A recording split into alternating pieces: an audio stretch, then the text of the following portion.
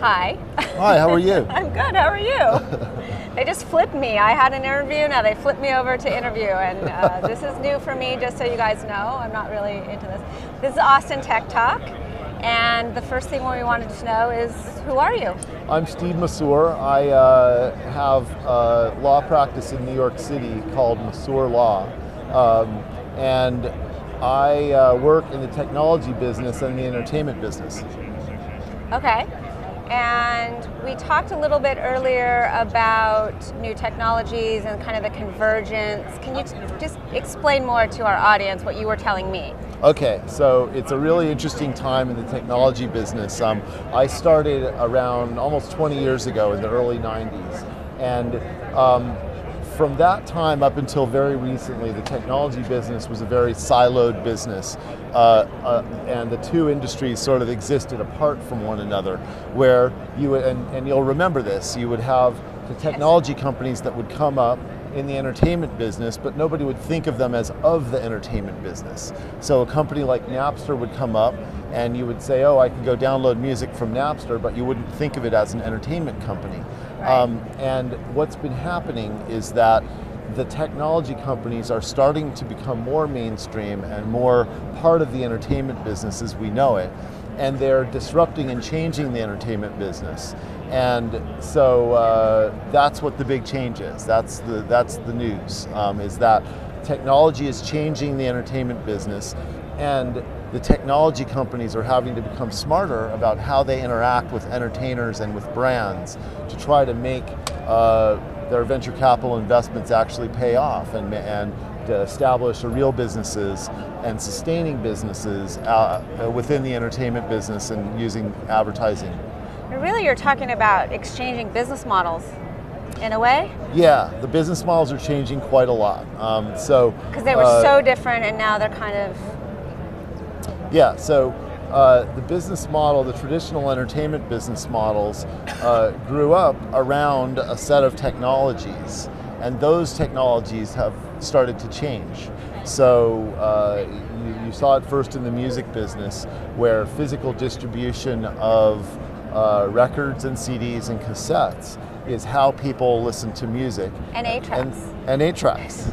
I actually have an 8-track collection. And I have a recording 8-track player, and I like to listen to Ted Nugent, Great White Buffalo on 8-track. Awesome. Yes, I did that. It's a big era for Van Halen as well. Absolutely. I think I had Eagles Hotel California, but anyway, I digress. And then the CDs with the long boxes. So digital is such a drastic change for a lot of us that kind of came up and really understood the music business as it was, so to speak. And so I think some people are really, I'm totally going off our original subject, but I think some people are really excited about the future and the changes, and some people are very scared of them. So what would you say to the people that are kind of scared of these changes? It's coming. There's no real choice in the matter. Technology, well, we talk about disruption a lot, and technology is disruptive because it changes the status quo. And I don't really think there are that many people who are afraid of it. The people who are in the status quo industries were afraid of it, but over the last 10, 15 years, they've started to accept that things are going to change. And so the question is, how are they going to change? And how are we going to create sustaining business models using the new, and the constantly changing distribution platforms that exist and promotion platforms that are starting to exist. So how do you think all these multitude of new startups are going to help that process? Well, it's interesting.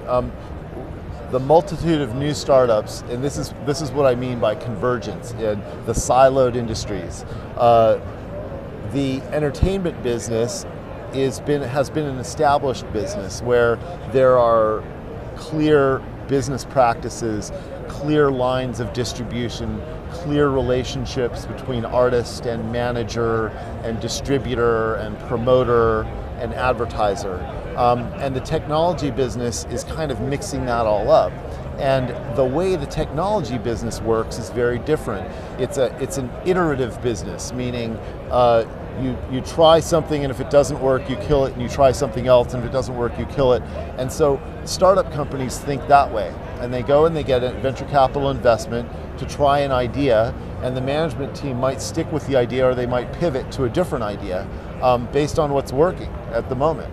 And it's very fast-paced, and it's not very conducive to involvement in the entertainment business, because the entertainment business has a more sort of straightforward approach, and it's very confusing to entertainment business people to have these startups that pop up and become important and then disappear just as quickly.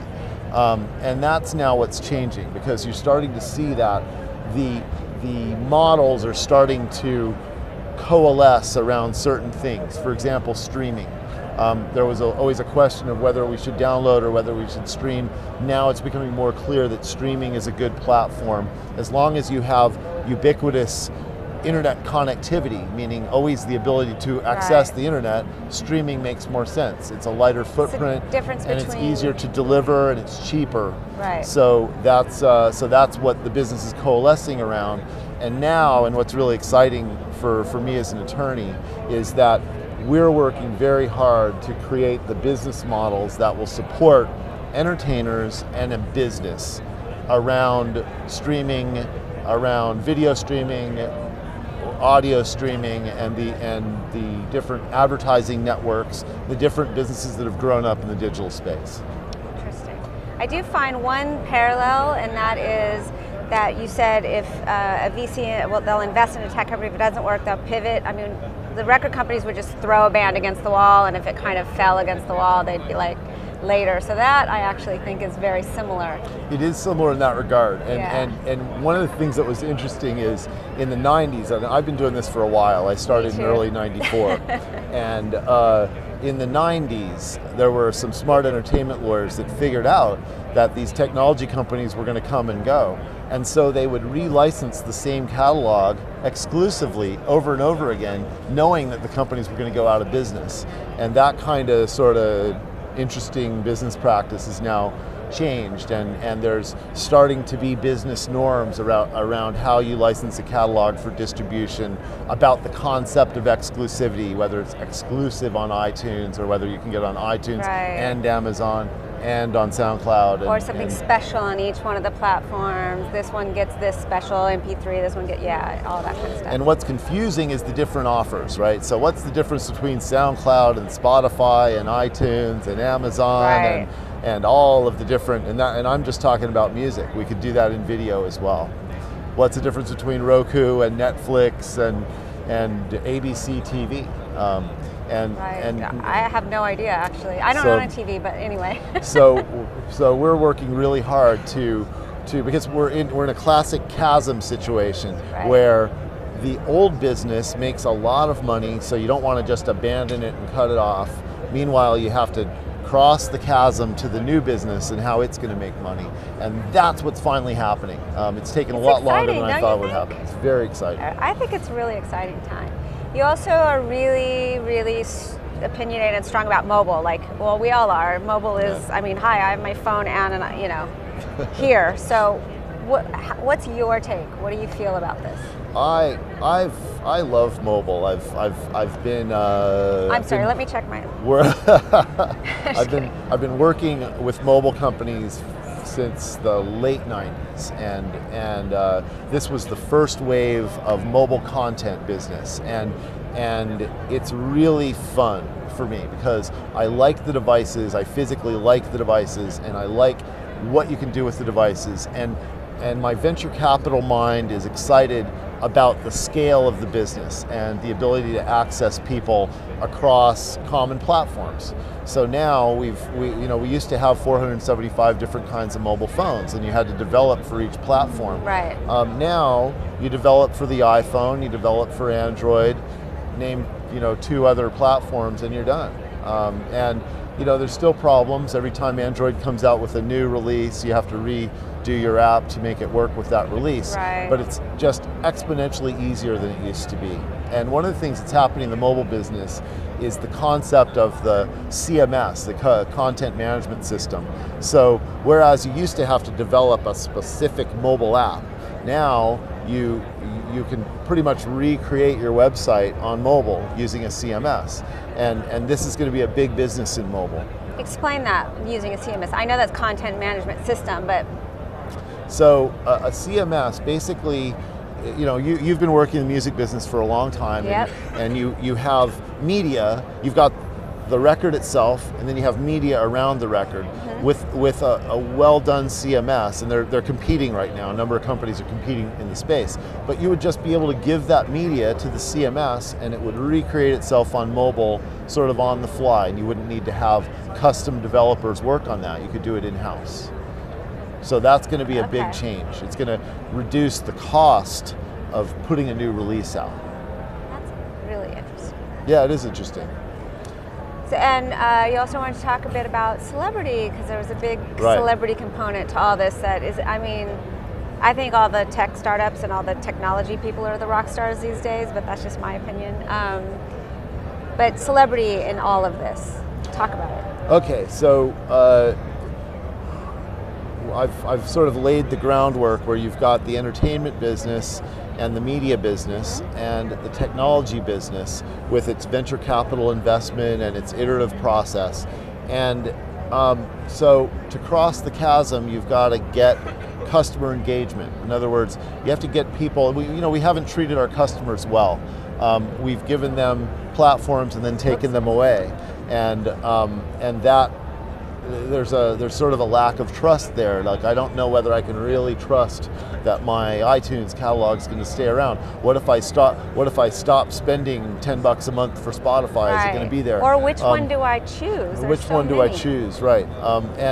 And so there's a reticence of customers to adopt, customers meaning people who love music, people who love movies, to adopt a new platform unless there's really something compelling about it. So we've seen some great examples where Netflix was able to come in and take a giant amount of streaming market share just by turning on streaming and saying you can now stream Netflix directly to your mobile device or to your computer.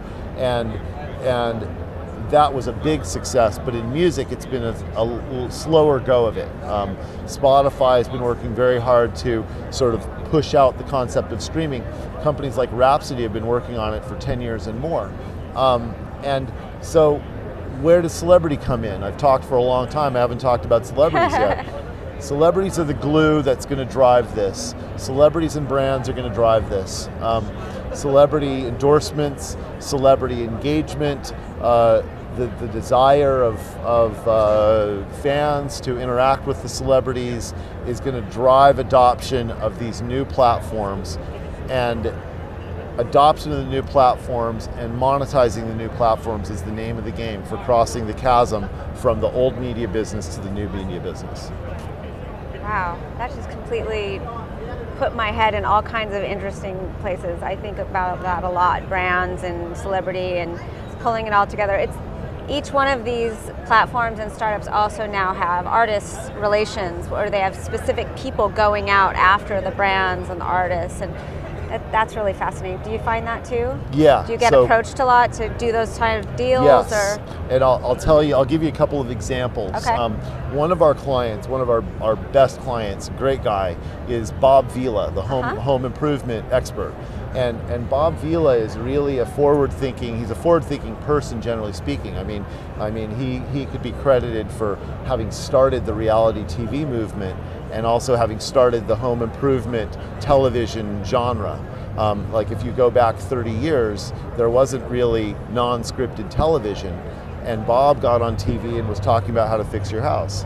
And so with Bob Vila, we've created bobvila.com, and we have mobile apps, and we have Bob Vila on Roku, Bob Vila on Hulu. We have him syndicated in other places. So he's his own brand. He's his own brand, but we're also doing deals with the brands on these new platforms. He has over 1 million Twitter followers, so we're able to actually sell tweets and that promote the brands, and he's a great example because he's one of the forward-thinking people in the area. He's a great example of what any celebrity could really do. That's really interesting. I wouldn't think of him as that in that way, but that's really fascinating that you took it that way. All right, we have a few minutes left, and I'm supposed to ask you, and I have an iPad here because I know I will forget this exact question. What do you think is the single most important issue in the digital music space today, and what role do you see your company or you playing in it? Okay, so I have two single most important issues, so it's the double most important issue. Double trouble you are. I'll treat the first one with short shrift because I think it's not that long-lasting a problem, and that is the law around music licensing. The market is very fragmented. There's a lot of different people you have to pay. It's very, very complicated. There's a whole industry of music lawyers who are sorting out which rights payments you have to pay, who do you have to pay, how much do you have to pay them. There's litigation and fights over how much was paid. It's very messy. It's very inefficient, and we're tripping over ourselves. Right. So that has to change. Right. We've got to standardize. We've got to create APIs that make the process run smoothly, where you know how much you paid and you can just pay for it and go forward. So that's problem number one. And problem number two is essentially the new models. So they're related because there's the payment of rights holders, and then there's also the new model, and frankly some non-rights holders. A lot of people get paid in the system and it never gets to the artist. And we don't ever discuss that. We really should discuss that rights holders doesn't mean the artist. Rights holders means a lot of different people, that some of whom don't add value to the value chain. So there's problems in licensing, but the real problem is how are we going to make money? How does the artist get paid? How do they fit into the value chain of brands and of celebrity engagement and you know, how's the whole thing going to support itself? So that's the most important issue, and the way I'm involved in it is working directly on those deals, and I've completely reorganized my practice to focus on that. That's excellent. We have 1 minute left. I don't think you can answer what are your thoughts on live streaming in a minute. Awesome or not awesome? That's what how we're gonna do it. So we have a minute. Live streaming is awesome. The present. It's what's happening, and the work around making the streams work well and also getting customers to adopt live streaming, that's the work of now. Okay, are we good? Do we have more? Thank you very much. Thanks. And thank you guys.